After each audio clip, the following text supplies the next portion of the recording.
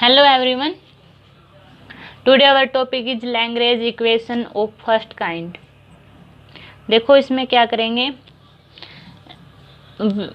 Lagrange equation of first kind.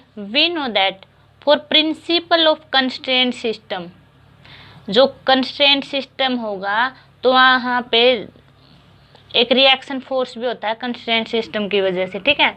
तो जो total force तो होगा F k vector plus R k vector, और न्यूटन सेकंड लॉ से force is equal to mass into acceleration, ठीक है। यहाँ पे जो एफ के वेक्टर है इफेक्टिव फोर्स है, प्लस में आर के वेक्टर है रिएक्शन फोर्स है जो कंस्ट्रेंट की वजह से होता है, ठीक है। तो यहाँ पे हमारा टोटल फोर्स रहेगा F k vector plus R k vector is equal to mass into acceleration.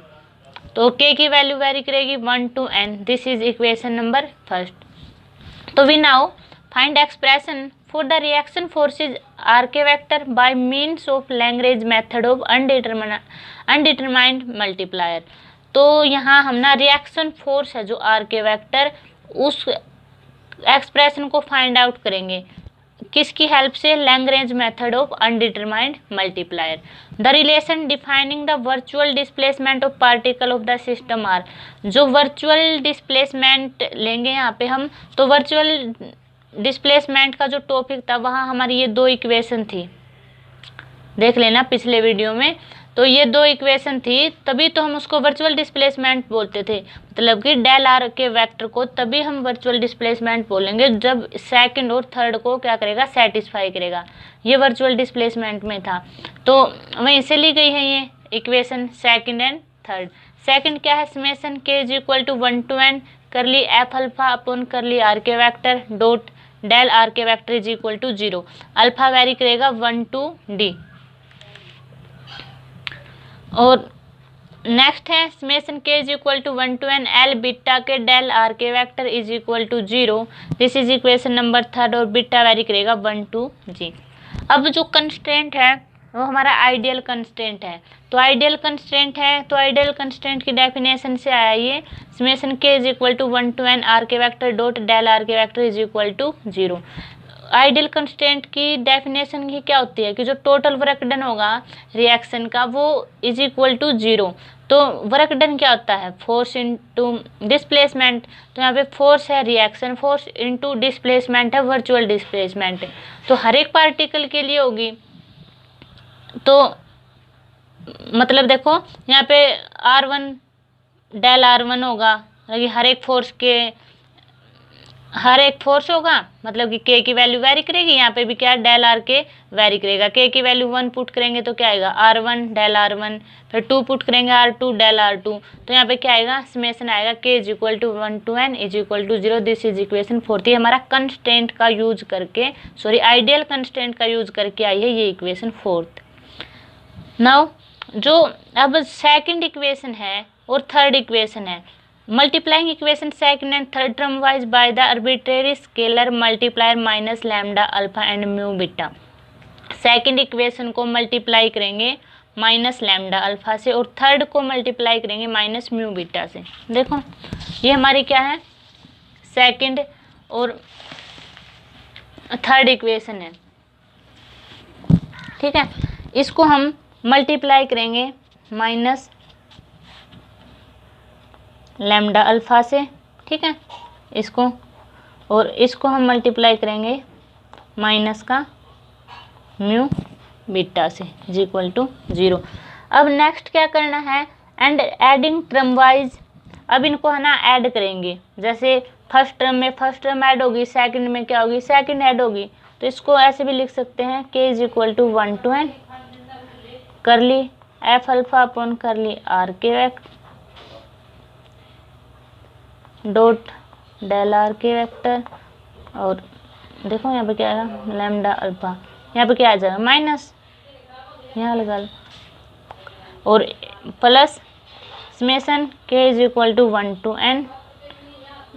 यहाँ भी क्या है माइनस है तो माइनस आएगा L beta k vector del R k vector और mu beta is equal to 0, ठीक है।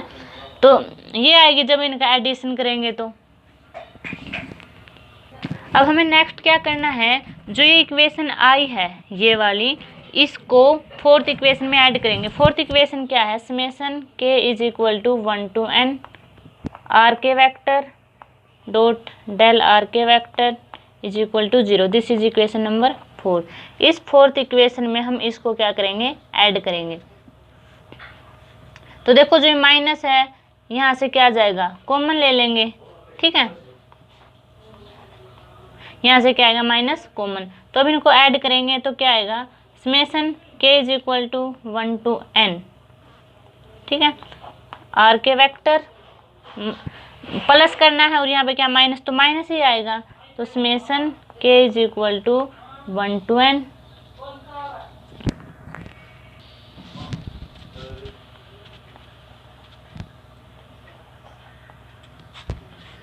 Lambda alpha curly F alpha upon curly R k vector minus summation beta is equal to 1 to g mu beta L beta k vector dot del R k vector में दोनों में क्या आएगा, common is equal to 0। This is equation number 5।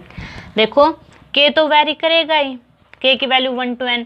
जो साथ में क्या था, जो अल्फा की वैल्यू है ना वो वेरी कर रही थी 1 to d, और यहाँ पे जो बीटा की वैल्यू है वो वेरी कर रही थी 1 to g, ठीक है। तो यहाँ पे अल्फा की वैल्यू वेरी करेगी 1 to d, और यहाँ पे जो बीटा की वैल्यू वेरी करेगी 1 to g, और के की वैल्यू वेरी करेगी 1 to n, ठीक है। ये मतलब कि ऐसे ओपन होगा। जब इनको ये इक्वेशन और फोर्थ इक्वेशन को ऐड करेंगे तो ये इक्वेशन आएगी 5। अब देखो इसको हम कार्टेशियन फॉर्म में लिखेंगे। देखो हमने यही किया है कि जो multiplying equation second and third term wise by the arbitrary scalar multiplying minus lambda alpha and minus mu beta and adding term wise the resulting equation two equation fourth. जो रिजल्टिंग इक्वेशन आई थी हमने equation fourth में क्या कर दी है, add कर दी है, तो हमारी फिफ्थ इक्वेशन आएगी, ठीक है। तो नेक्स्ट है in Cartesian form it can be written as, इसको हम कैसे लिख सकते हैं, आर के हैं, आर के को हम देखो ऐसे लिख सकते हैं, आर के एक्स आई प्लस आर के वाई जे प्लस आर के जेड के। तो और इनको भी सेम ऐसे लिखेंगे, जैसे डेल आर के वेक्टर है, इसको कैसे लिखेंगे, डेल एक्स के आई कैप प्लस डेल वाई के जे कैप प्लस डेल जेड के कैप, इसकी वैल्यू पुट करेंगे, ठीक है। और जो करली F alpha upon curly R k vector हैं, इनकी वैल्यू क्या आएगी, करली एफ अल्फा अपॉन करली एक्स के, देखो ये लिख भी रखा है आगे, यहाँ पे जो आर के वेक्टर है ना उसकी वैल्यू तो ये पुट करनी है, करली F alpha upon curly R k vector की वैल्यू ये पुट करेंगे, एल बीटा के की वैल्यू ये ए बी के आई प्लस बी बीटा के जे प्लस सी बीटा के, और जो डेल आर के वेक्टर है उसकी वैल्यू आएगी डेल एक्स के आई प्लस डेल वाई के जे प्लस डेल जेड के कैप।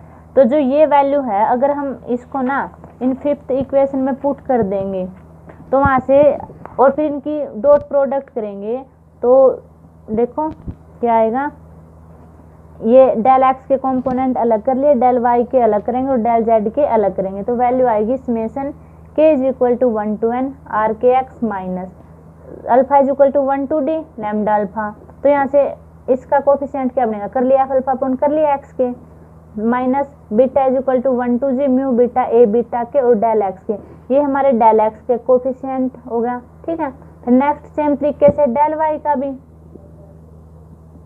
देखो, जो हमने इनकी वैल्यू है जो आर के वेक्टर है कर लिया F alpha upon curly R k vector है, एल बीटा के वेक्टर है, इनकी और इसकी सभी की वैल्यू पुट कर दी, तो जब हम डॉट प्रोडक्ट करेंगे तो वैल्यू आएगी ये summation k is equal to 1 to n R k x minus summation alpha is equal to 1 to d minus summation beta is equal to 1 to g mu beta A beta k del x k plus, ये हमारा del x के का coefficient है। Same तरीके से del y के का coefficient आएगा summation k is equal to 1 to n R k y minus summation alpha is equal to 1 to d lambda alpha कर लिया एफ अल्फा अपॉन कर ली y k minus summation beta is equal to 1 to g mu beta b beta k del y k, और same क्या आएगा जो del Z का coefficient है वो आएगा, ठीक है।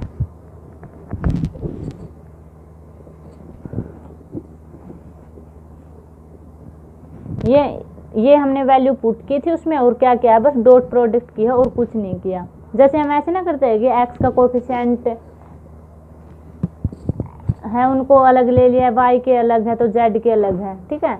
तो X Y term, Y Y term और जेड वाई टर्म यहाँ पे सेम है, डेल एक्स के की टर्म, डेल वाई के की और डेल जेड के की।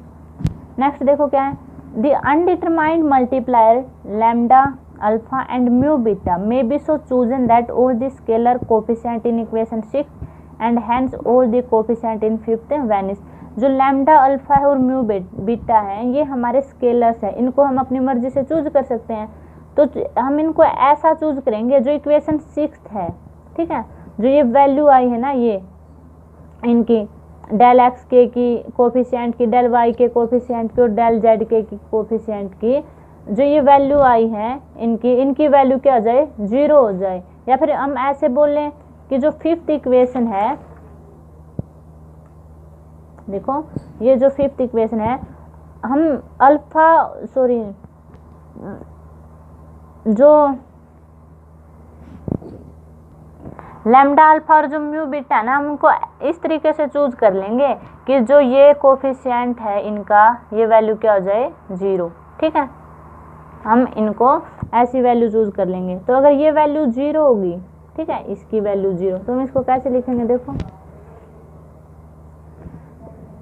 आर के वेक्टर, अगर देखो ये वैल्यू 0 है 5th, ये वाली ये वैल्यू इतनी है, जो ये वैल्यू क्या हो जाएगी, 0। तो इसको हम कैसे लिख सकते हैं, R k vector is equal to, उस साइड जाएगा summation alpha is equal to 1 to d lambda alpha कर लिया F alpha upon curly R k vector minus summation beta is equal to 1 to g mu beta L beta k vector, ठीक है। Are k vector की value निकालनी थी, वो हमें क्या होगी, मिल गई। तो आर के वेक्टर की वैल्यू आएगी, this is equation number 7। This is a general expression for the reaction forces of ideal constant in term of undetermined multiplier lambda alpha and mu beta for alpha is equal to 1 to d and beta is equal to 1 to g। ये हमारा reaction force का general expression होगा किसकी form में, lambda alpha और mu beta की form में, ठीक है। तो जो ये इक्वेशन नंबर 7 है जिसमें आर के वेक्टर की वैल्यू आई है, उस वैल्यू को हम इक्वेशन नंबर 1 में पुट करेंगे। देखो फर्स्ट क्या थी, ये थी M k vector omega k vector is equal to F k vector plus R k vector. तो ये वैल्यू है ना आर के वेक्टर की है, जो यहाँ पे पुट कर देंगे, इसमें पुट करो, क्या आएगा, M k vector omega k vector is equal to F k vector plus यहाँ पे जो आर के वेक्टर की वैल्यू आई है वो पुट कर देंगे, summation alpha is equal to 1 to d lambda alpha कर लिया F alpha upon curly R k vector plus summation beta is equal to 1 to g mu beta L beta k vector. देखो same value है ये रही are k vector की, ये इसमें put कर दी 8, ये इक्वेशन नंबर 8। और जो के है वेरी करेगा 1 to n। This are known as Lagrange equation of first kind. तो जो इक्वेशन नंबर 8 आई है यही हमारी लैग्रेंज इक्वेशन है फर्स्ट काइंड की, ठीक है। Thank you.